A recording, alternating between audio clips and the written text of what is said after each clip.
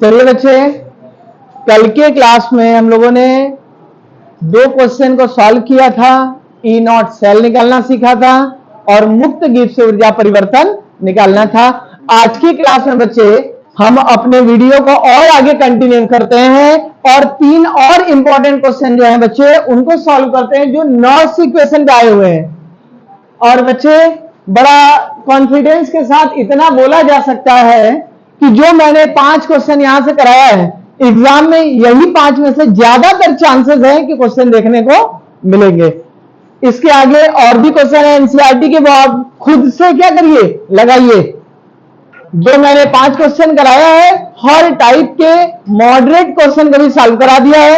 इसके अलावा जितने भी क्वेश्चन है वो इसी कॉन्सेप्ट पर आधारित है, आप उसे सॉल्व कर सकते हैं। एनसीईआरटी के सारे एक्सरसाइज के क्वेश्चन, अगर आप केवल बोर्ड के लिए प्रिपेयर कर रहे हैं तो एनसीईआरटी ही प्रिपेयर कीजिए।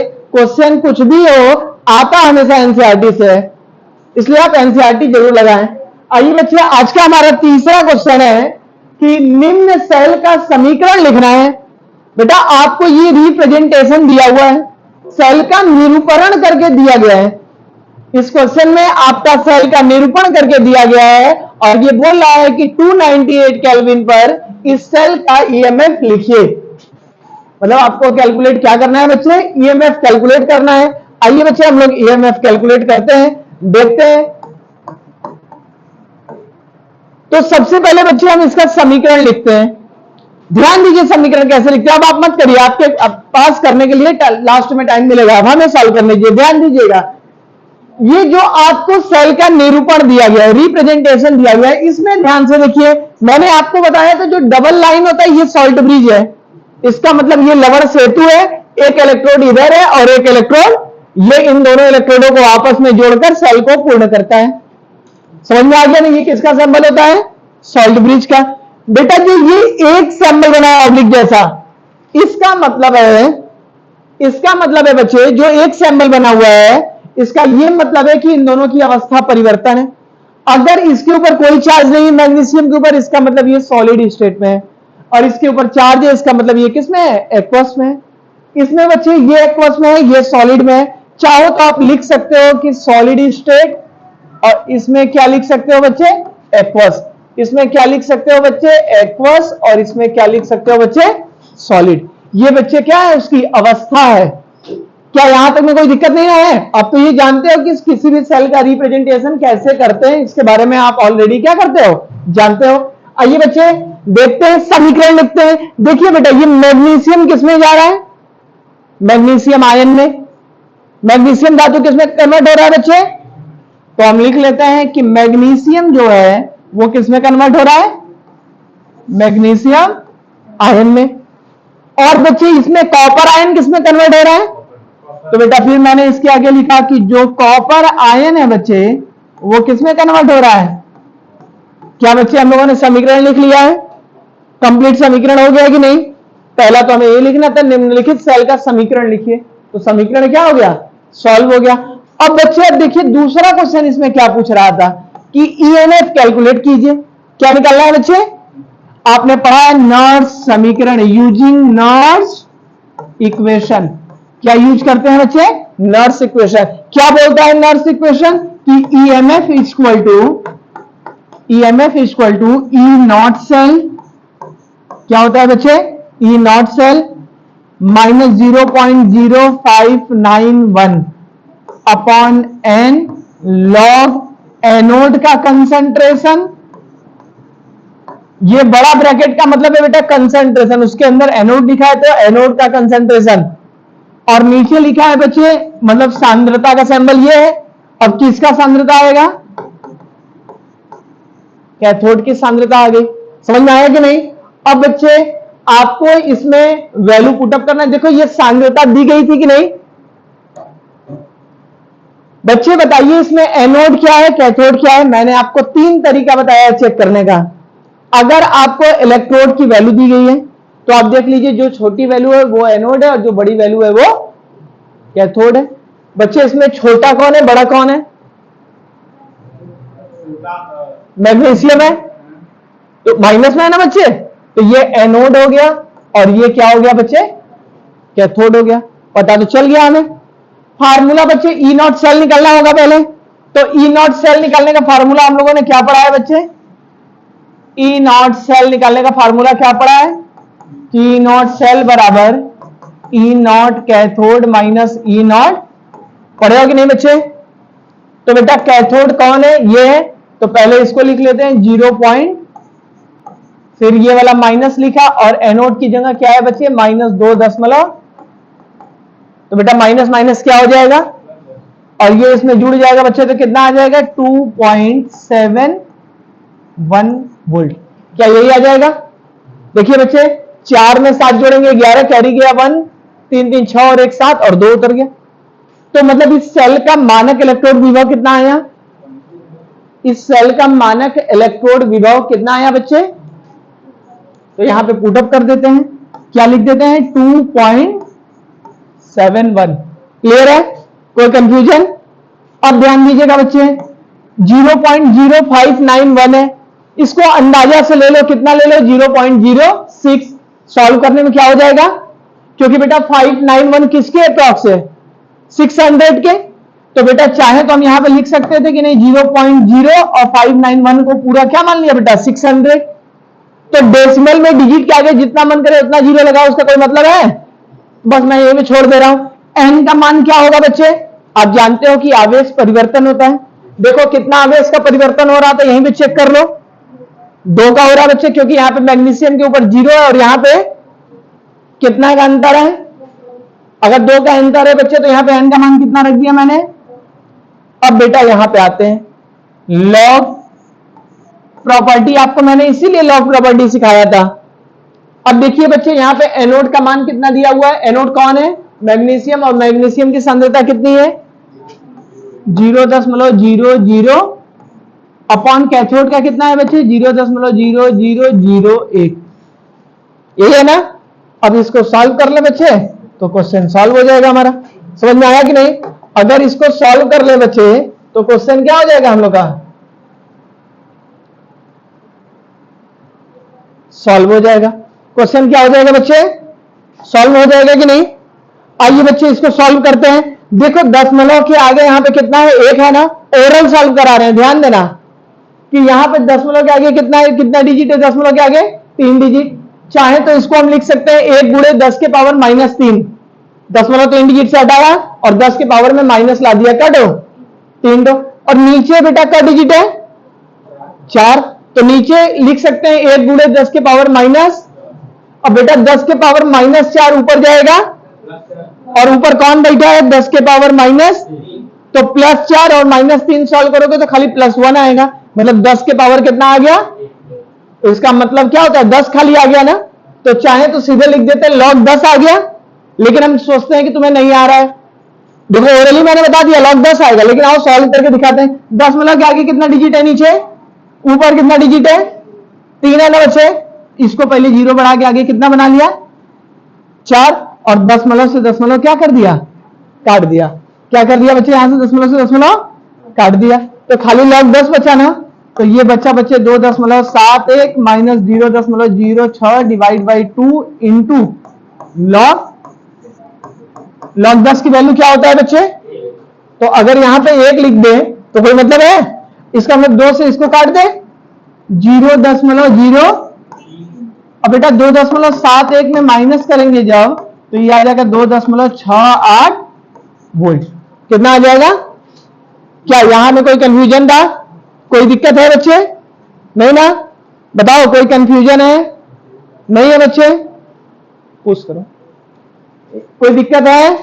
नहीं है ना बच्चे? चलिए बच्चे, अब ये वाला हमारा 3rd नंबर क्वेश्चन क्लियर हो गया। अब चलते हैं नेक्स्ट नंबर क्वेश्चन पे। नेक्स्ट नंबर क्वेश्चन हमारा क्या है बच्चे? एक सेल का ईएमएफ लिखिए। मतलब यहां पे फिर आपको क्या निकालना है बच्चे? ईएमएफ। क्या निकालना है? क्वेश्चन नहीं नोट करो, अभी रुक जाओ। ईएमएफ लिखिए जिसमें निम्नलिखित अभिक्रिया होती है। बेटा इसने इस क्वेश्चन में ई नॉट सेल दिया हुआ था, कहां गया? इसमें ई नॉट सेल बच्चे दिया गया था इस सेल में कि ई नॉट सेल क्या है। इसमें ई नॉट सेल की वैल्यू दिया गया है 1.05 वोल्ट। ये क्वेश्चन में दिया गया है बच्चे। इस क्वेश्चन में आपको ई नॉट सेल की वैल्यू क्या है बच्चे, गिवन है कि 1.05 वोल्ट होती है। आइए बच्चे इसको सॉल्व करते हैं, इस सेल का ईएमएफ निकालते हैं।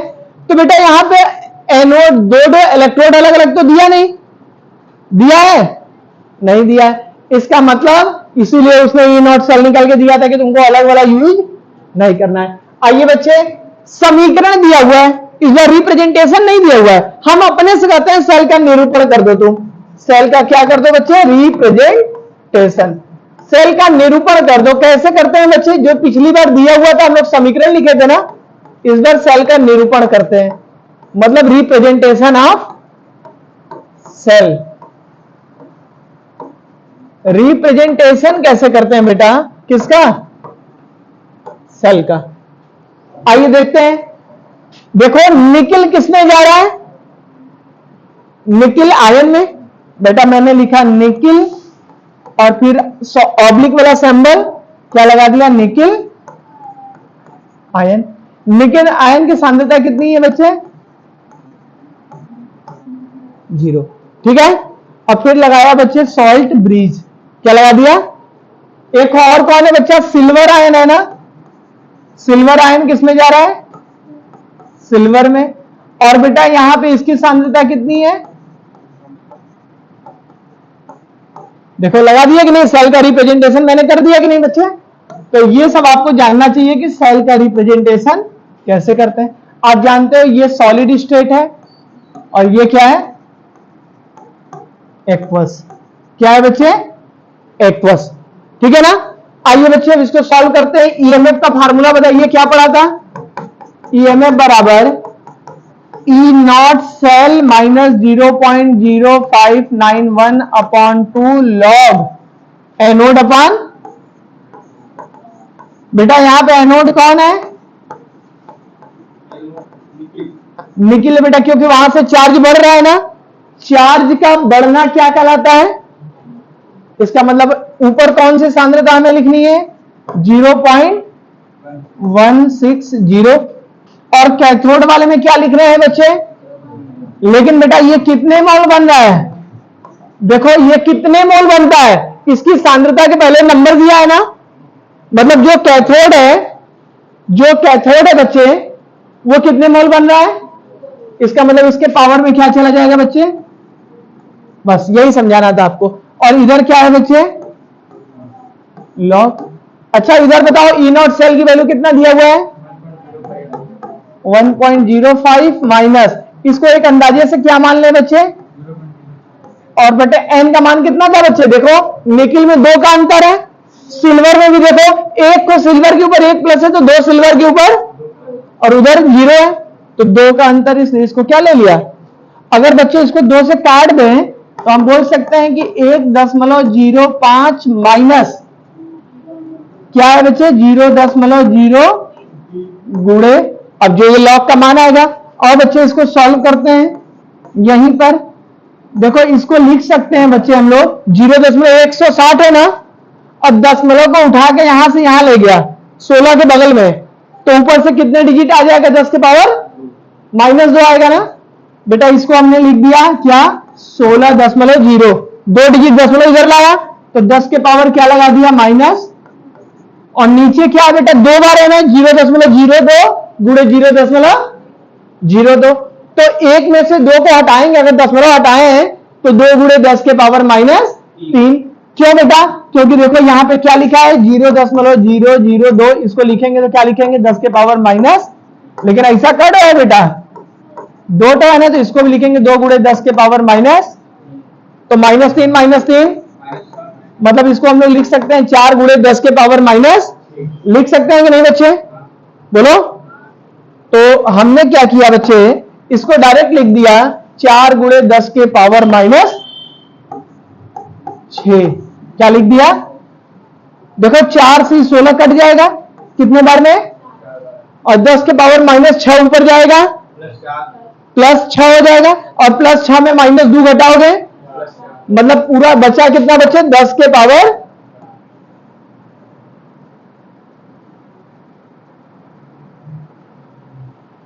कितना बचा बच्चे, 10 के पावर +6, ये बचा 1.05 माइनस 0.03 गुणे लॉग 10 के पावर क्या बचा बच्चे, प्लस 4 बचा था ना, 4 गुणे कितना बचा बच्चे, देखो 4 बचा है ना, 4 गुणे 10 के पावर प्लस, यही बच गया है।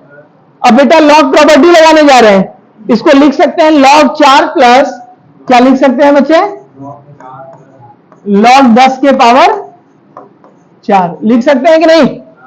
आप याद करो, पढ़ो ये प्रॉपर्टी कि जब कोई चीज गुणे में रहता है तो किसमें चला जाता है, किसमें चला जाता है, प्लस में चला जाता है। पढ़ो कि नहीं, लॉग 4 का मान याद है बच्चे ना।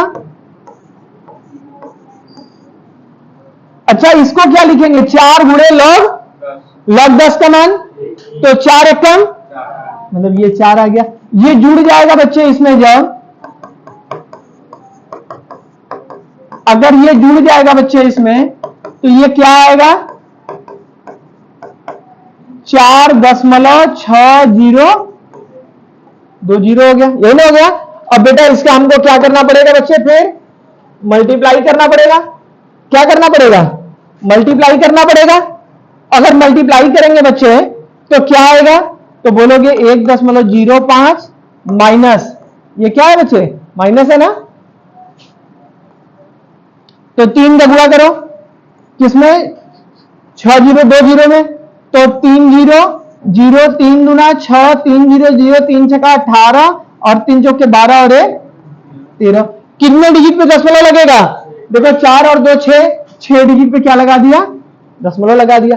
अब 1.05 में 13.138 माइनस कर लो, देखो बेटा 1.05 में क्या माइनस करना है, 138, ठीक है, बस 3 डिजिट लेके माइनस करो, 10 में 8 गया, यहां पे बचा 4 में 3 गया, 10 में, और यहां पे बचा कितना बचा, 10 में 1 गया, कितना आंसर आ गया बच्चे, 0.91।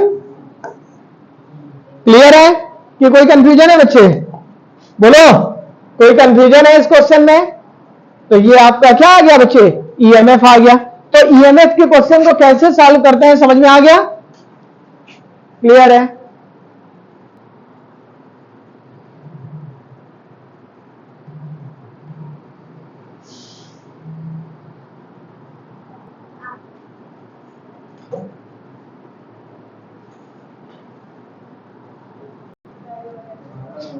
चलिए बच्चे लास्ट वाला क्वेश्चन, तीसरा क्वेश्चन क्या था, ये बहुत आसान क्वेश्चन है। सबसे पहले बच्चे इसमें भी क्या निकालना है, ईएमएफ निकालना है ना, तो ईएमएफ निकालने के लिए बच्चे, अच्छा पहले इसका समीकरण लिख दिया क्या, देखो ये जिंक किसमें जा रहा है, देखो जिंक लिखा और इधर क्या लिख दिया बच्चे, और कॉपर आयन किसमें जा रहा है, कॉपर में। बच्चे ये हो गया कि नहीं समीकरण। अब आइए फार्मूला लगाते हैं कि ईएमएफ इक्वल टू होता है ई नॉट सेल माइनस 0.0591 बटा एन लॉग एनोड अपान, बेटा एनोड कौन है इसमें, किसकी वैल्यू छोटी है, जिंक का, तो जिंक क्या है बच्चे यहां पे, तो जिंक की सांद्रता कितनी दी गई है, और नीचे वाला भी कितना दिया गया है बच्चे, ये कटेगा तो कितना आ जाएगा, एक ही आ जाएगा ना, दोनों 1/1 है तो कितना आ गया, और log 1 की वैल्यू कितनी होती है बच्चे, log 1 की वैल्यू कितनी होती है बेटा, n का मान कितना है 2 गुणे ई नॉट सेल निकालो, ई नॉट सेल निकालने के लिए कौन सा फार्मूला लगाएंगे बच्चे, ई नॉट सेल बराबर E naught cathode minus E naught, cathode वाला कितना दिया गया है बच्चे, ये 0.34 माइनस एनोड वाला कितना है बेटा, माइनस माइनस का हो जाएगा, जुड़ जाएगा तो कितना आ जाएगा 1.10 वोल्ट, बेटा यहां पर लिख दिया 1.10 माइनस। अच्छा log 1 की वैल्यू क्या होती है, तो ये पूरा क्या हो गया बच्चे, चूंकि log 1 की वैल्यू क्या होती है बच्चे 0 होता है, तो ये पूरा क्या हो गया, खाली ईएमएफ क्या आ जाएगा बच्चे 1.10। अगर सांद्रता दोनों की एक एक मोलर हो तो उस समय जो ईएमएफ होगा वो ई नॉट सेल ही होगा। समझ में आ गया? ठीक है बच्चों, तो ये जो आज मैंने 5 क्वेश्चन आप लोग को कराया, ये आपके एग्जाम के लिए बहुत इंपॉर्टेंट क्वेश्चन है। आप इसको नोट कर लीजिए और लगातार रिवाइज करते रहिए। और इसी के साथ हमारा इलेक्ट्रोकेमिस्ट्री चैप्टर पूरा क्या हो गया बच्चे? समाप्त हो गया। क्लियर है?